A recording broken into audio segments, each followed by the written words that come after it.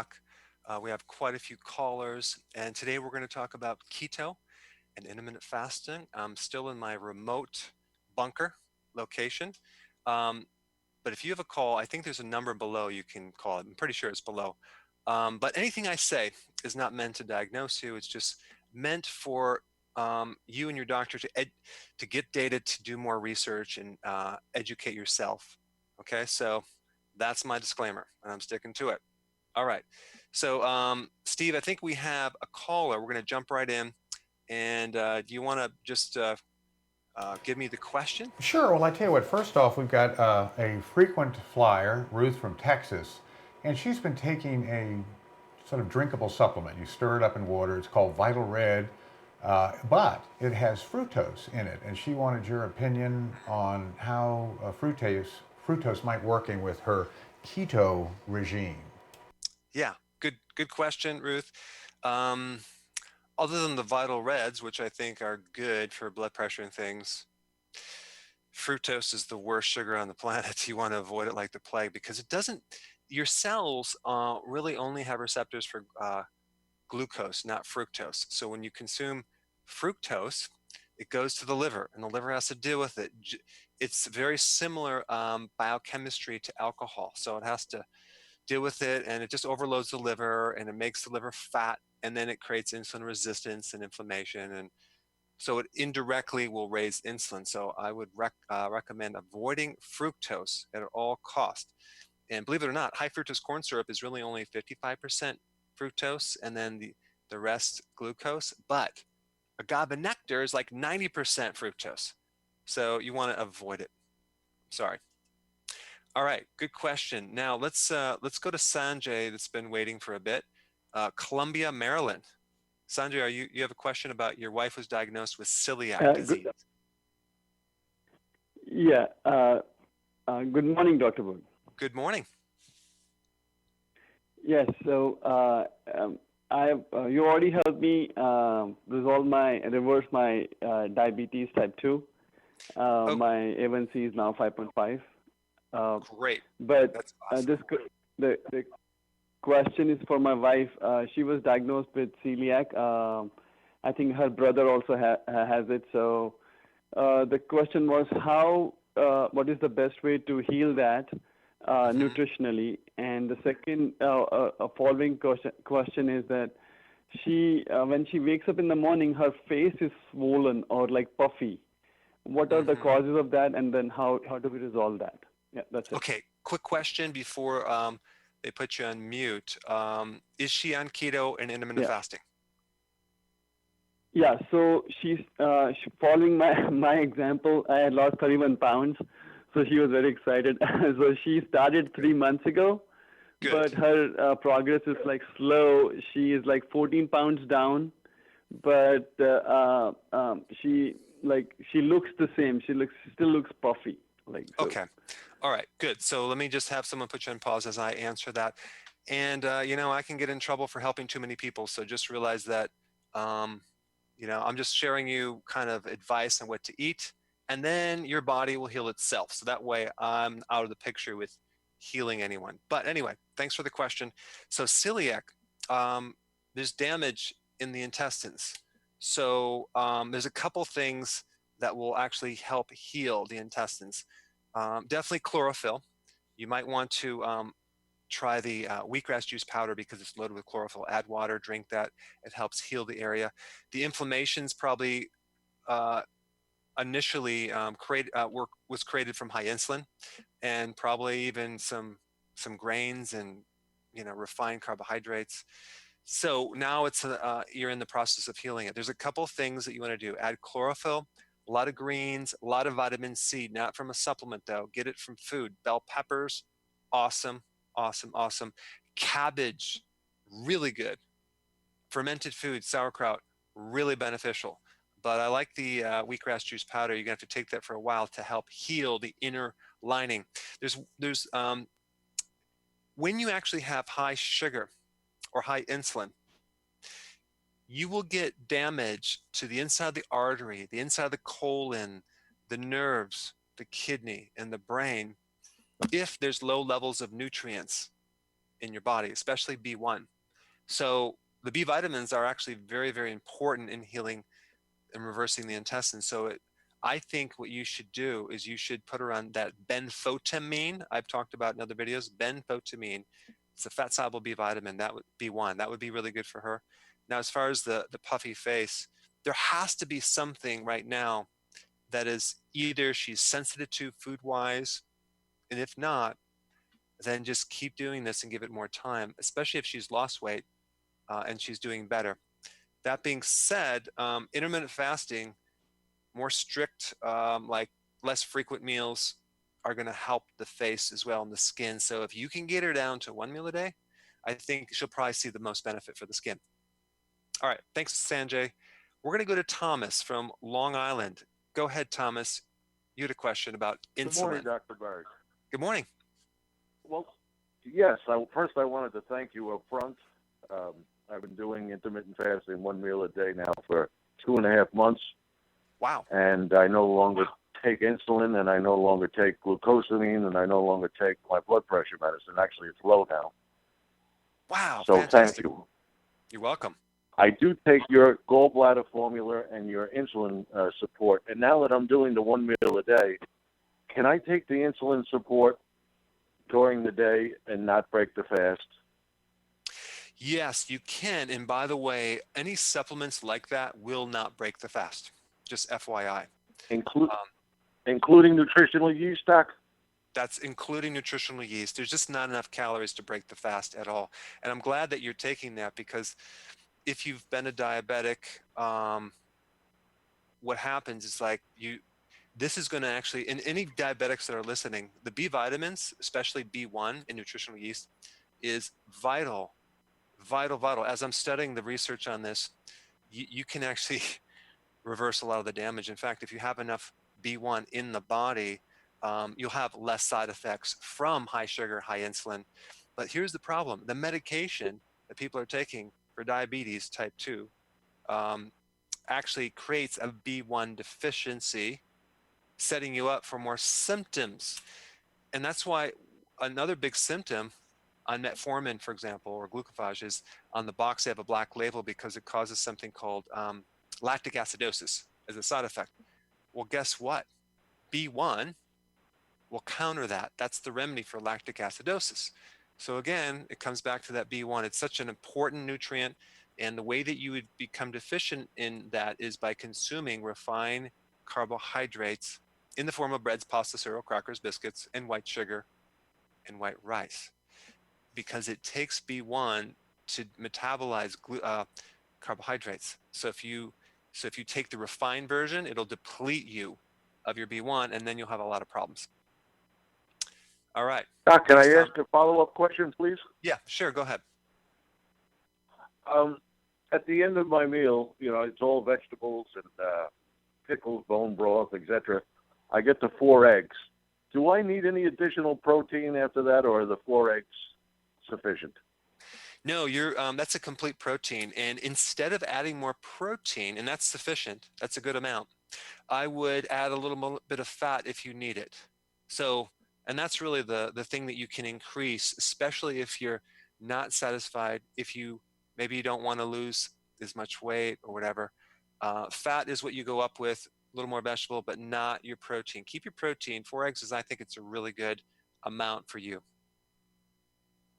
Good question. Thanks, Thomas. Let's go to Ken from San Antonio. San Antonio had a question about concussion. Yes, I had a question about concussion and whiplash from automobile accident, and also wanted to ask about skin problems like basal skin cells, things like that. Okay. So was it a front end collision or a rear end collision? Yes, both. Both. So what was first? Was the front, did you hit something or did something hit you first? Oh, a concussion, Doc. Concussion. Right, but in the accident. Two accidents, one rear, one front. Oh, 2 separate. Okay. Did your head hit the windshield or the steering column? No, airbags went off in the front end collision, and in the rear end collision, no, didn't hit anything because of seatbelts. Okay. So let's talk about that first. So I have a video. It's on head injuries. Just go type in YouTube Dr. Berg and head injuries, because what happens when you have this impact to the head, it creates a lot of stress and tension in the skull. That there's a technique I show you to help release that, and it's quite amazing because your head will feel like you have more space and you'll sleep better. Now the problem is the whiplash. You had a double whiplash. When you get hit from behind, what happens, the first motion is your head goes back really fast, and it tears and damages the tiny ligaments on the front part of your vertebra. Okay, it scars. And then when you hit front end, you damage the back. So you have a double whammy. So there's probably some scar tissue in the upper neck part. I'm going to recommend that you get that massage tool I have and use that on your neck. Looks like this right here. And you can put this in the back part, and you can work on the different vertebrae, and you sit back to keep the cervical spine nice and curved. It'll give you relief. And then you work on the muscles up underneath your clavicle, because when you went back, you kind of tore these two, and this can create a lot of tension. And later in life, you have a lot of stiffness in the neck and pain. So this is a really good tool that I created for myself from my whiplash injuries that I had. So, and I think I also have some videos on whiplash itself. You can watch that, but you're going to have to probably do both techniques because you had a double whiplash, unfortunately. Okay. Now, as far as the basal cell skin issue, I think the absolute best thing, and this kind of goes counter what a lot of people say, is don't be afraid to get some vitamin D from the sun. Don't completely stay out of the sun. I would get a little vitamin D. If you're concerned about that, then just take vitamin D. Vitamin D is really important to help countering skin issues with the certain skin cancer. The other thing that I think would help you greatly is to do hardcore intermittent fasting, because you're going to see that you're going to recycle old damaged proteins that could potentially trigger the cancer cell. And so this puts your immune system back into line. It actually supports healthy cells. And then with the keto, by dropping sugar, then that way you won't feed any cancer that could be existing. On top of that, I would recommend on a regular basis consuming either regular garlic or black garlic in a tablet form, because garlic is hands down the number one most powerful remedy to help with anti-cancer or help with cancer and anti-cancer properties. So garlic is, and thing I like about black garlic is that you can consume more of it without any type of digestive issue. It's kind of fermented. All right. Thanks, Ken. Let's go to John from Indianapolis, 6-year-old on keto, blood sugars elevated. Go ahead, John. You had a question. Good morning. Good morning. I've just started on this kind of more of a very low carb than a pure ketogenic diet. And, I try to go at least 12 hours between my last meal of the day and my first meal of the next day. And when I wake up in the morning, I just decided to try and check my blood sugars to see where they were. And yesterday, my blood sugar was 166. Yet in the middle of the afternoon, after I had eaten my first meal, it was down to 91. And I saw a video in which you talked about elevated blood sugars on keto. And can you kind of explain that? Yes, absolutely. This is a really important point. So if anyone's checked out, check right back in, just kind of catch this data right here. We know the majority of the population has high insulin. The purpose of high insulin is to lower blood sugars. High insulin is more damaging than high sugar. As you do keto and intermittent fasting, you help to lower insulin, the thing that's pushing the blood sugar down. Well, guess what's going to happen as you're transitioning into this phase? that powerful high level of fasting insulin starts to come down. We no longer have the push down wave to push the blood sugar down, and it may come up a little bit as you kind of adapt to keto. That's not going to be a problem because it's going to eventually come down. It's just the nature of what's happening. Your body's adjusting. You're having much less insulin in the system, which is good. And you can even get a test. You can go get something called HOMA-IR. HOMA-IR. That's a fasting insulin test and a fasting glucose test, and they'll be able to look at your insulin resistance in that if you wanted a test. But just give it more time. Keep working towards shortening the eating window. Keep working towards keeping your carbs lower and lower, and this problem will improve greatly. Okay, don't forget your greens with all the potassium too to help heal that system. Good question though. Thanks, John. Let's go to Vivian from California. Gastric sleeve. Go ahead, Vivian. Hi. Yes, thank you for Hi. taking my call. Mm-hmm. I've heard your podcast on gastric bypass, but I haven't heard you address the gastric sleeve yet. So I still have they've removed 85% of my stomach as opposed to bypassing my stomach. So I still absorb nutrients. So my biggest issue is I'm trying to go to one meal a day, but like yesterday I was only able to get in about 500 calories with that one meal, and definitely didn't hit my goals as far as protein and fat either. Yes, that's a really good question, Vivian, because you're not dealing with the full capacity of your stomach. So there's two things you need to know about that. Number one, because you're doing intermittent fasting, the requirement for protein, vegetables and nutrients in the vegetables, micronutrients and macronutrients, the requirements are a lot less. You're not going to need as much. Now, that being said, Right. there's two things about that. One is that you're down to 500 calories. Okay. It's hard to get all the nutrients you need in the 500 calories, even if you're doing one meal a day. So what you may want to do, because you're limited by the full capacity of the stomach, is to eat and then maybe wait like an hour and eat some more. So that way, at least you're at like maybe 900 calories, if possible. So you can actually, so you're not Okay. feeling so Okay. stuffed. Now, I think the other thing that you're going to have to pay attention to is there's a couple categories of nutrients that you're probably going to have to take to enhance what you're already doing. One is the trace minerals, liquid plant-based trace minerals, Okay. vital, because you can take them in some water and drink that, and that way you're going to make sure you don't miss any nutrients. And then the second thing is the B vitamins.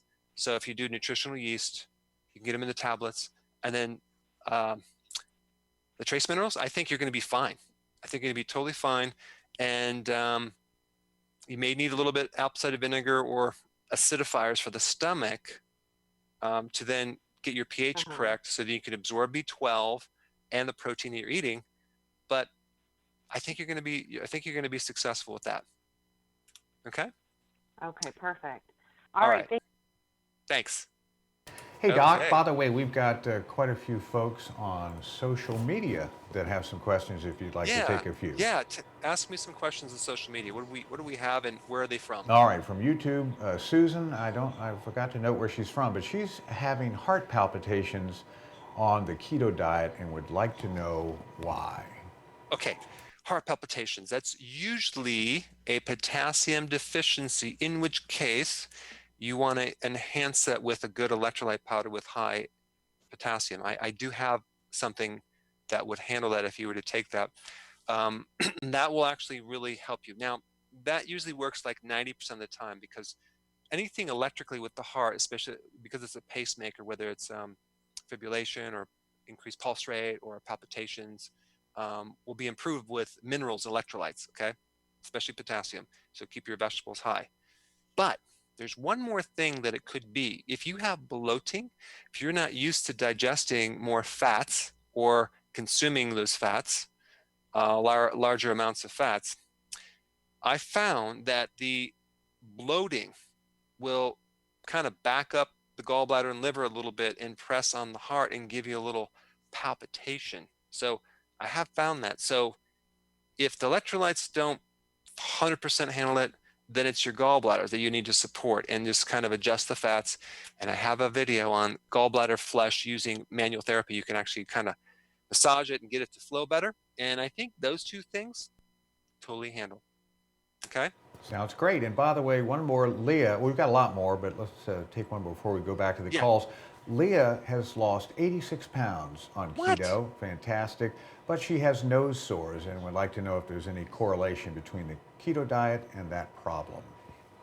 Well, usually that's a vitamin C deficiency. Now, there could be a virus coming out of remission that can, sometimes you get these little viruses that can have like a little, did you say nose sores or cold sores? Nose, in her nose. Okay, yeah.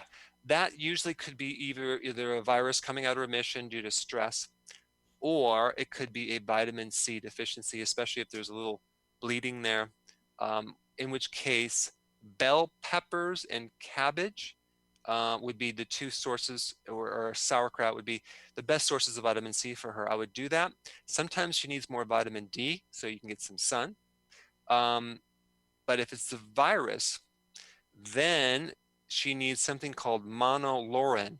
Now, the viruses tend to come out when you're under stress, and a lot of times people get them on their nose. Sometimes, like I'll get them, if I have a really important speech that I have to give in front of 1,000 people, I'll usually get a zit the night before right on the tip of my nose, which I'm like, why does it always happen, right? So, and sometimes it's on the inside, so you can have this virus that come out of remission and create a lot of irritation. And you will know it if it's a virus because it's kind of like a red sore that can come and go on the same location. And you can't kill a virus. All you can do is put it back in remission by keeping your stress low, keeping healthy. So you have nothing to worry about with viruses other than staying healthy your whole life and keeping off of sugar. But monolaurin is a good remedy for viruses. Monolaurin is an extract from coconut oil, Steve. Okay. Wonderful. Okay. Good to know. All right. Good. Should we take a call from, let's see, who's next in the lineup? Is it Ramala? I think Jennifer has been on hold the longest from Long Island. Let's talk to Jennifer. Jennifer, you're on the line. Go ahead. You had a question. Hi, Dr. Berg. It's my first week on the ketosis diet, and I feel the only thing is I get hot flashes. I get hot and cold, and I know I'm not nowhere near menopausal or premenopausal. Is that normal?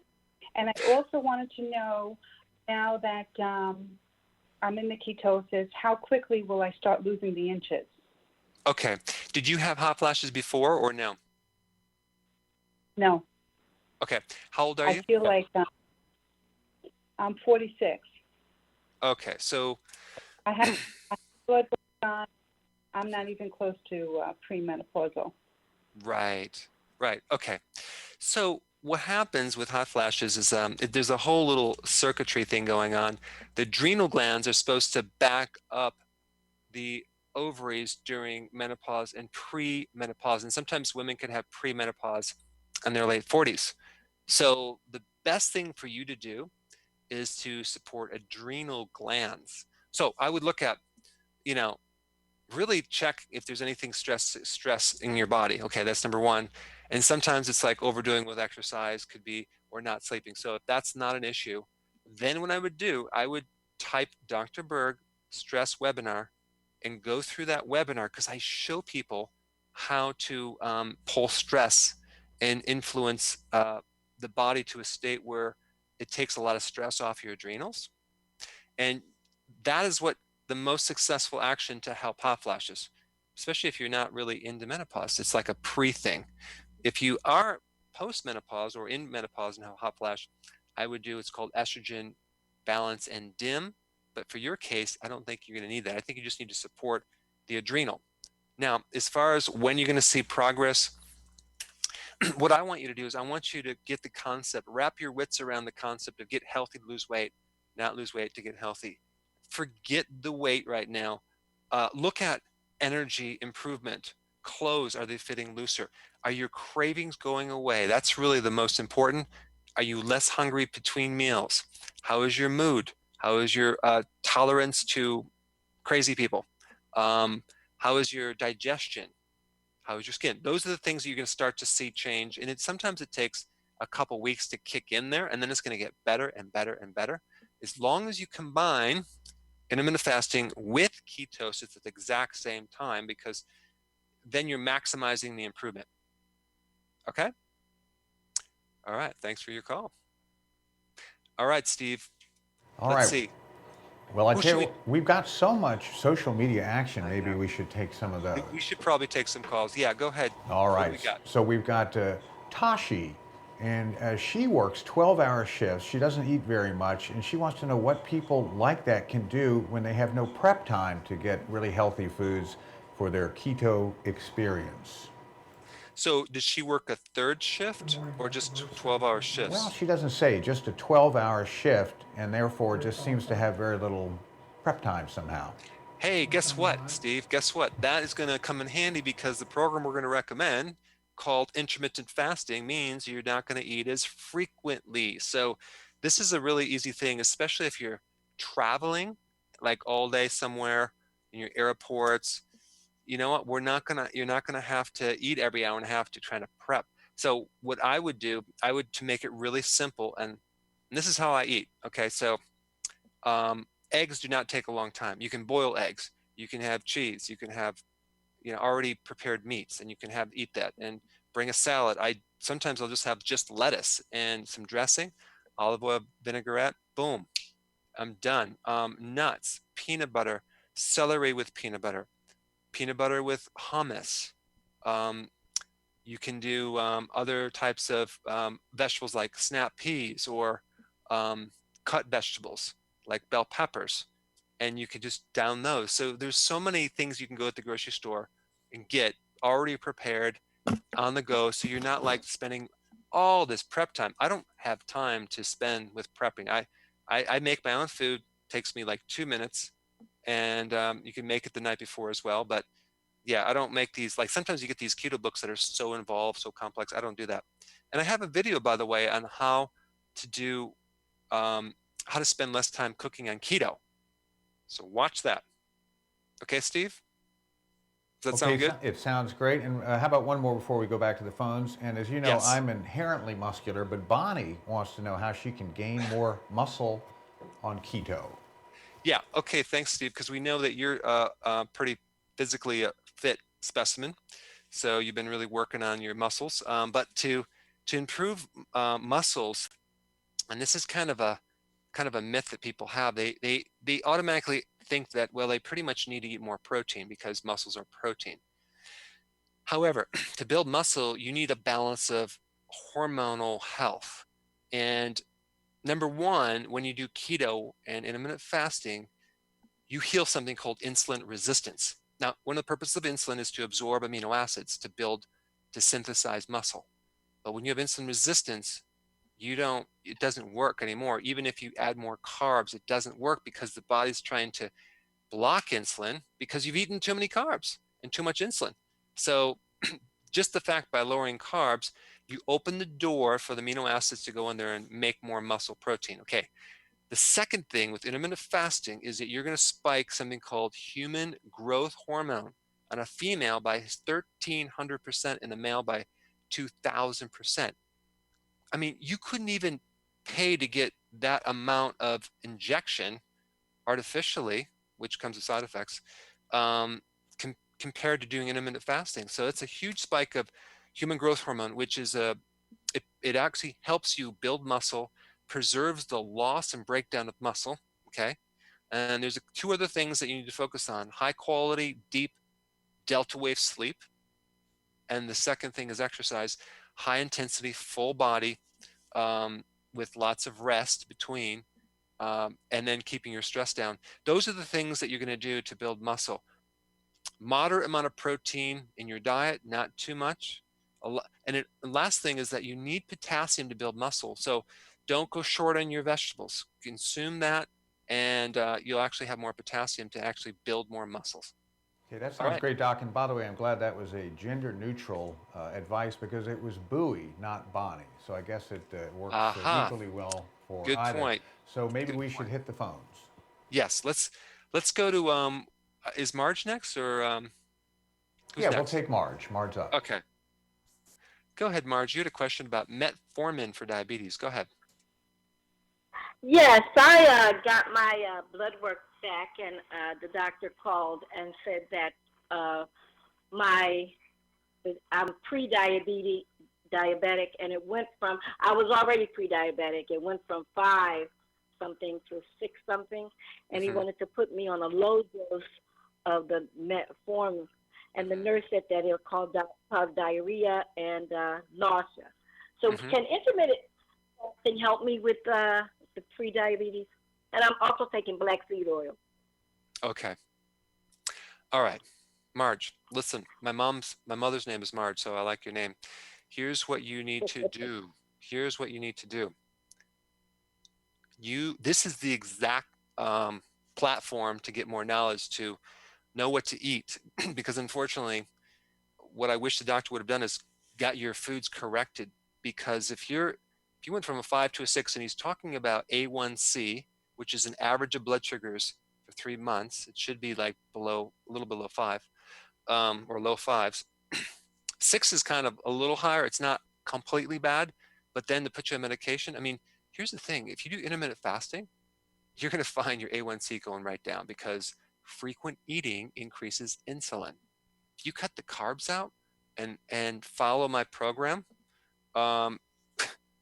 your insulin, your A1C is going to come right down probably within a month, if not sooner. So you're on the right track. You're on the right channel. I think then once the A1C comes down, then you and your doctor can discuss maybe getting you off that stuff. But the other thing you need to take right now is, because metformin depletes B1, is take some nutritional yeast. You can get it in tablet form. That way, you'll prevent the side effects, because metformin has a black label, which means it gives you severe side effects like something called lactic acidosis, which you don't want to get that. So you need to get on the nutritional yeast. Okay? All right, Marge, thanks for your question. Let's go to Nick from Texas. Nick, are you there? Yes, sir. How are you doing today, Dr. Berg? Good. Well, I just what's your want to say, question? first off, thank you so much for all the information you have. I share your channel with all my friends, too, so I really appreciate it. I have been water fasting for the last 30 days. Now, I did a lot of research before I did it, and I started off keto, but I fell off because of financial hard times. I got up to 400 pounds. Well, I said enough was enough, went water fasting, and I've been water fasting for 30 days now, and I've lost actually 65 pounds. Now, the point of the water fast wasn't to lose weight. It was to let my body heal itself. So my question is, after 30 days, I've seen a huge improvement in my, my happiness, my mobility, everything. But I wanted to go to 40 days. There's something in my mind says 40 days is a good number to hit. Now, a lot of people recommend me that I just go ahead and get off of it now. 30 days is enough. Go ahead and get into keto so I can start doing more exercise and, all that. But I feel great. Should I continue to 40 days, or should I go ahead in 30 days? I've seen enough healing and progress to move on to the keto to continue my journey. Okay, good question. I'll have the producers put you on pause so I can give you this answer. Listen, you have a lot of weight to lose. It's working for you. You feel great. I think you can go to 40 days, not a problem. What I would recommend is make sure that you at least consume nutrients, not synthetics, but real nutrition. And here's what I'd recommend. The electrolyte powder that I have, that way you'll get all the potassium, because the heart needs these electrolytes, right? So you have that. It won't bump you out of anything, but it's just going to support that. And then the nutritional yeast, because that'll give you the B vitamins to also help and assist in this process. So, because that's really, we eat food for nourishment or nutrients. That's the purpose. So now that you're not eating food, you're just drinking water. So as long as you get the nutrients, I think you can go longer and keep feeling better and just prevent any nutritional deficiencies because you're probably running on the stored vitamins that are in your system. But the problem is the water-soluble ones and some of the minerals don't get stored like the fat-soluble ones. So you're probably running out, but they're not going to show up for a period of time. So if you want to extend it, take those two supplements. I would take the electrolyte powder and also the wheatgrass juice powder. Okay, do that, and then let us know how you do. But good job on what you're doing so far. Hey guys, so I have a link down below on something really cool. It's called a Keto Adaptation Card. And this card gives you, and you can cut it out on a piece of paper, you can download it. It gives you all the different remedies for problems with keto, keto fatigue, keto rash, keto flu, you name it. I tell you exactly what to do. And you can keep this in your wallet or purse, cut it out, and you can download it right now. Just look for the link down below. Check it out. It's a Keto Adaptation Card. It's pretty cool. All right. All right, Steve, should we go to Alan? Well, I tell you what, why don't we say hello to the world? We've got viewers this morning from Istanbul, Serbia, Bhutan, I think, the Philippines and Malaysia, not to mention all over our great nation. And now let's hit the calls, but whenever you feel like it, we've got a ton of social media questions both on Facebook and YouTube. Let's take 2 calls and then we'll go to the social media, okay? And I do want to just say I really, really appreciate all of your wonderful comments on YouTube and Facebook with your results. I am just literally blown away. I read them. And so I really appreciate you following, sharing, and the great compliments that you're giving me. I appreciate that. It's just my pleasure. Okay, so let's go to Alan. Is called Best Morning Coffee Substitute. Go ahead, Alan. Good morning, Doctor. Good thanks morning. for being with us. I've just started the keto diet, and I'm getting ready to go back to work on Monday after being off for like 7-8 weeks because of osteoarthritis in my knee. So right now I drink coffee with a lot of Coffee Mate hazelnut, creamer in it on my way to work. So I have a NutriBullet, and I got all the vegetables that I've bought and purchased. So wondering what kind of shake can I make? What's the best shake I can make in the morning to replace this sugary coffee that I'm addicted to in the morning? I totally understand. Do you want to lose weight or just maintain? No, lose weight. Yeah. Okay. And do you feel? I think you mentioned for every pound that we lose, it's how many pounds off the knee, and that's what I'm striving for. That's right. And then are you pretty addicted to coffee? I guess I am, because if I don't have my coffee in the morning, I'm okay. not the same person, I guess. Okay, good. Let me give you a couple good tips, okay? So I'll have the producers put you on pause for a second. You want to use xylitol. Xylitol is the best sweetener for coffee. It won't taste bad. It's your new sugar. You're not going to use much. You probably use half a teaspoon. It should sweeten it fine. Get some grass-fed whole cream, whipping cream, and put that as your creamer. Keep it in your fridge. That's what I do. Works great. And try to do 1 cup, okay? Smaller if possible. So that way you do that. Now, if you really want to take it one step further, which I highly recommend, get an organic coffee, because there are a lot of pesticides. So organic coffee, grass-fed whipping cream. If you want to do half and half, that's fine. And then you put the xylitol in there, it's over. It's perfect. That's all you need to do. Now, I also recommend for those people that can't just drink 1, they drink 2 or 3 or 4 or 5, especially Italians. So I recommend that you get the matcha tea, okay, a matcha tea. That has some caffeine in it, not to the extreme, but it gives you some boost without the jitters, and you get all these great phytonutrients. So maca tree or matcha or maca tea, and you mix the whole leaf in there, and that could be like after your first cup, you can drink those. You're gonna have energy. You're gonna feel good, and I think it's a great way to transition off of your addiction. I'm sorry, your coffee in the morning. Okay. All right. Thanks, Alan. Good question. All right. So we're gonna go to one more caller before we go to social media. Let's go to Ramala from Texas. Ramala, go ahead. You're on the line. Yes. Hi. Hi. Hi there. I've been doing keto for 8 months, and I've been following a lot of your videos, so thank you. But I'm actually calling on behalf of my sister. She had acid reflux as a young girl, has a heart murmur, and since the surgery, she's had to have a very strict diet of nothing acidic, no salt. And I know that the keto diet, lemon and salts are essential. So how could she go about doing this diet? Because she's incredibly overweight, and I know that this would greatly affect her health. She has high blood pressure, and I'm pretty sure she's pre-diabetic. Now, she had surgery for her acid reflux? Yeah, it was so bad that the valve in her throat was actually dissolved.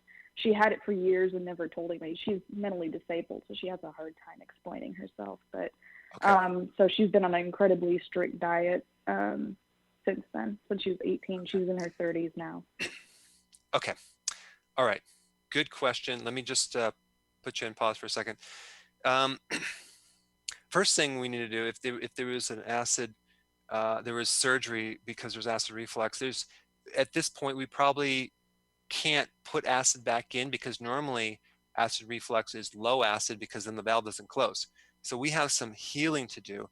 The absolute best remedy for her on planet Earth is that raw wheatgrass juice powder that I have, and you can mix it in water in a shaker and have her drink that several times a day on an empty stomach. That's going to give her a lot of relief and help give the chlorophyll to help heal the inner lining of the intestinal tract. Okay, so that's like a very important thing. But here's the problem. Because she had acid reflux, that means she had an imbalance and I know she probably doesn't have enough acid now. I know it sounds weird, but she's probably getting recruiting of the waste acids coming up from the small intestine. And that is going to prevent her from absorbing minerals and breaking down protein. And that's probably why she has the heart murmur, just because you can't pull in all the nutrition. And high blood pressure is really from high insulin. It's not really the salt. And I know they said chill out the salt because we don't want to raise the blood pressure. But what she really needs to do is heal by lowering insulin. That's going to help the blood pressure, the lining of the stomach. But she's going to probably need a little sea salt to actually add in there, because if you go low salt, then you can't make hydrochloric acid for the stomach so you can digest. So I would totally put her on the keto and intermittent fasting. Put a lot of attention on intermittent fasting, because someone that has that digestive issue, if you eat less frequent, it's going to take a huge stress off the system. Her blood pressure will come down. Her prediabetes will improve greatly. But I think you'll see dramatic changes if you do that. But the chlorophyll from the wheatgrass is going to be the icing on the cake. I'm sorry, I shouldn't talk about cake. It's the meat and potatoes. No, I won't talk about that either. Much better. All right, good. So let's go to the social media and see if we have any questions there. Steve. All right, sounds great. We got tons of them. Shaniqua on Facebook wants to know if bouillon cubes are allowed on the keto diet, Doc. Yeah, well, some are, some aren't. Depending on, you have to read the ingredients, because a lot of times they'll put something called modified food starch. Okay, that's MSG, monosodium glutamate. And if that's the case, you don't want that. That's going to raise your insulin. So read the ingredients, make sure it doesn't have any of that in there. But if it doesn't have it in there, go for it. It'll give you some nice salts and minerals, and you can do that. Not a problem. Okay, and then Michael appears to be in the same boat and is wondering whether coconut sugar is allowed on the keto diet. Yeah. Coconut sugar. It's pretty high. At least it has a couple of vitamins in it, but it's not allowed because it's going to raise your sugar. All these, like even coconut water is not good because it has a lot of sugar in it. What you could do is coconut oil, and you can do xylitol or erythritol, non-GMO, or stevia or monk fruit. But no, I'm sorry, the coconut sugar has to go. We have to nix that, Steve.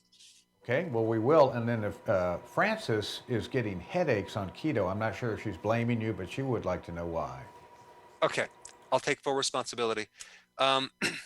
So the headaches on keto is primarily a a blood sugar issue. And so you want to probably cut back on the transition, because I'd probably ask her, and I can't answer this, but when she eats, do the headaches go away? If that's the case, then we know it's a low blood sugar situation, and then you have to back from the frequency of intermittent fasting and maybe not fast as frequent and gradually go into it. But the other thing that I would do if I were you, if you have headaches, is I would work on your gallbladder. You can use your hand, press underneath the right rib cage, massage that. 9 times out of 10, the headaches will go away, because there's a nerve from your gallbladder that goes all the way up to the neck, up into the head, especially if the headaches are on the right side, which they usually are. And it could mean you're just doing too much fat, so you have to cut back on that. But if you massage underneath the right rib cage, that usually will handle the headaches, Steve, really quick. Sounds great. Try it. No, yeah. Absolutely. And then Galia wants to know how she can know if she's a liver body type for sure. Well, the only real true way to figure out if you're a liver type is to do blood tests, ultrasound, to see if there's a fatty liver, see how bad it is. Is there cirrhosis? Is there inflammation? That's really how you're going to know for sure. But in the book, I talk about everyone needs to do the basic healthy keto and intermittent fasting for 2 weeks. Then we can add in the body types. Liver body type is a little tweak to the general plan. For example, liver types don't do well on a lot of protein. They do very well on cruciferous vegetables. They do very well on large quantity of organic vegetables. They don't do well on high amounts of cooked processed meat. They definitely don't do well on grains or sugars. So that's kind of how you would know. You'd have to do those tests. You can kind of get a rough idea from my book by the symptoms, but these are just kind of good guesses to have you try things and see if it works. If you follow the protocol in my book on the liver and it works, then we know it was a liver. It's very easy to try one thing, and then if that doesn't work, try another, because you're helping the entire body if you do any of the body type recommendations. So you're not going to make anything worse, and you could be a combination. So it's really hard to know exactly, because when one organ goes down, the other ones go down too. The question is, which one's the primary, which one's the secondary? All right, Steve? All right, that sounds great. How about one more before we go back to the calls? This is Liz from YouTube. Can the keto diet help me recover from spinal stenosis? Yeah, good question. Spinal stenosis, I don't have my skeleton in here, but it's the spinal column should be this big. Stenosis kind of goes down like this. So you have a less of a space in the spinal column. And so there's a lot of nerve pain and things like that. Usually that comes from a combination of inflammation in the ligaments and tendons that surround the spinal column, and sometimes calcium buildup and scar tissue buildup around those areas.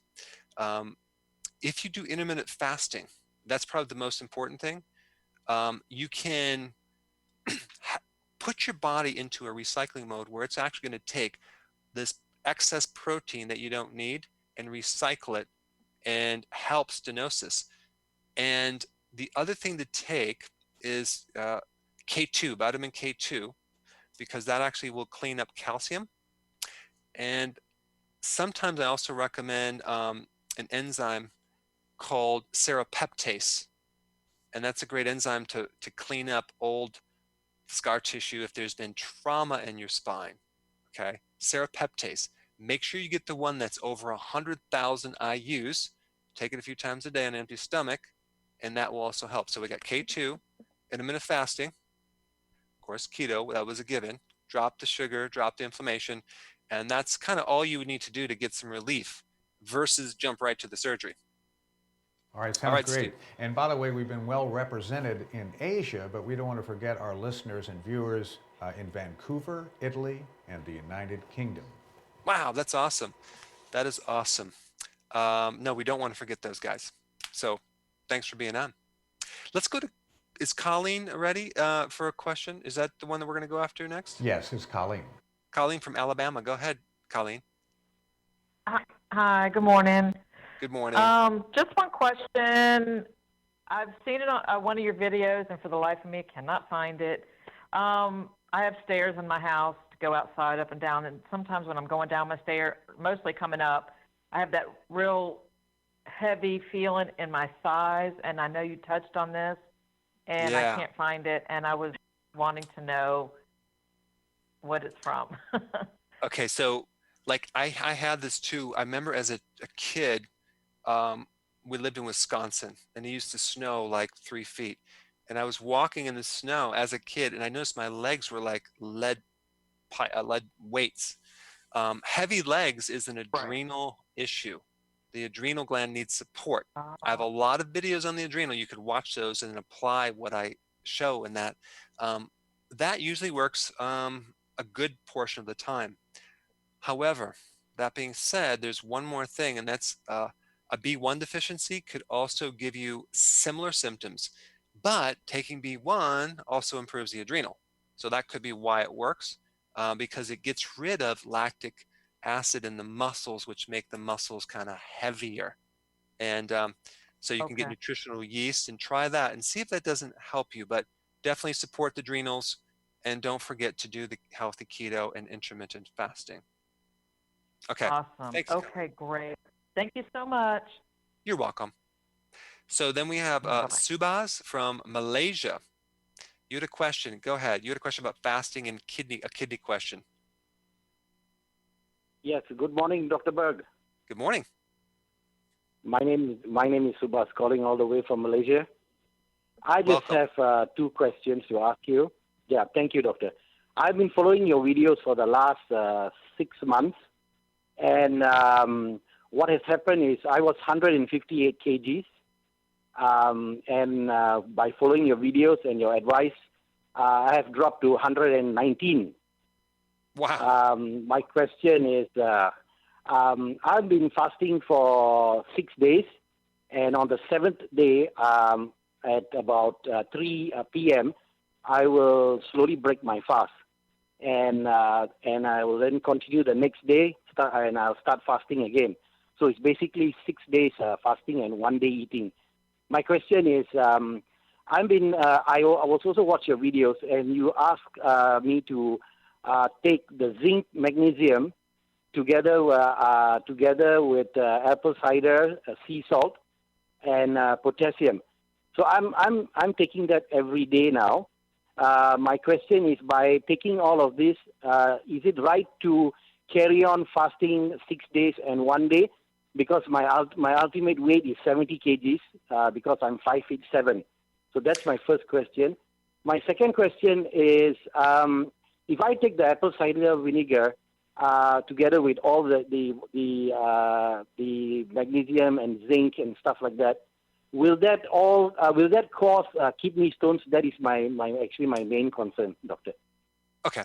No, the apple cider vinegar will not cause the kidney stones, especially if you add some lemon to the water, because when you're into this hardcore keto, your pH will become slightly more acidic, and there's a chance that your uric acid levels could go up, possibly, in which case you want to just have a little lemon juice to counter that and chill that out a bit. But the potassium that you take should help that too. The biggest thing with what you're doing, I think you want to make sure you're not nutritionally deficient. And so as long as your energy is high, your hair's not falling out, you're not having any symptoms, and you're improving, then obviously you have enough reserve vitamin wise. But I still, if I were you, I would take a high quality plant-based trace mineral. I would probably take an electrolyte.